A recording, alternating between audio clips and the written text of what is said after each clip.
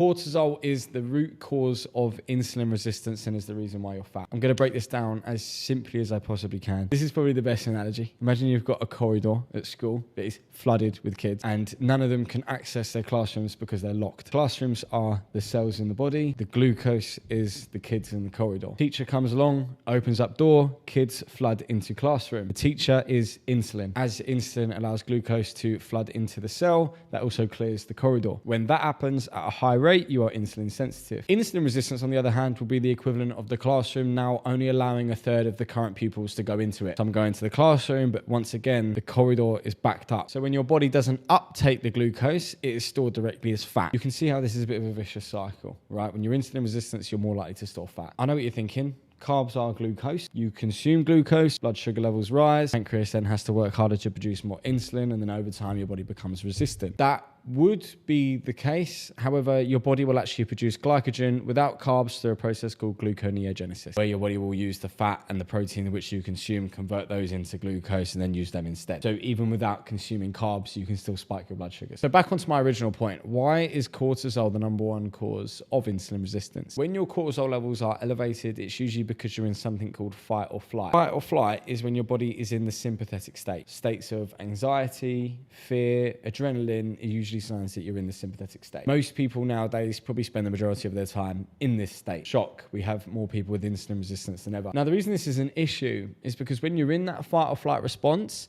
that state demands glucose for fuel. As a result, your body then produces glucose through gluconeogenesis for available energy. And then what happens is glucose is produced, which then causes the blood sugar rise. And your pancreas over time has to work harder and harder to produce more insulin. And then the cells in your body become resistant to that insulin. It sounds complicated, but I guarantee if you watch this over and over again, it'll make a lot of sense. Now, there's an array of reasons why we develop an insulin resistance, but I largely think a lot of them can be under the umbrella of cortisol. Obviously, if you're under fueling and overexposing yourself to carbohydrates, then you're not fueling the body correctly, which as a byproduct is spiking your cortisol. Poor sleep will lead to an insulin resistance, but poor sleep leads to high levels of cortisol, which then leads to an insulin resistance. And the same goes for things like inflammation, medication. Once again, they increase your cortisol level in the body through affecting things like gut function, brain function, which then as a byproduct lead to high levels of cortisol.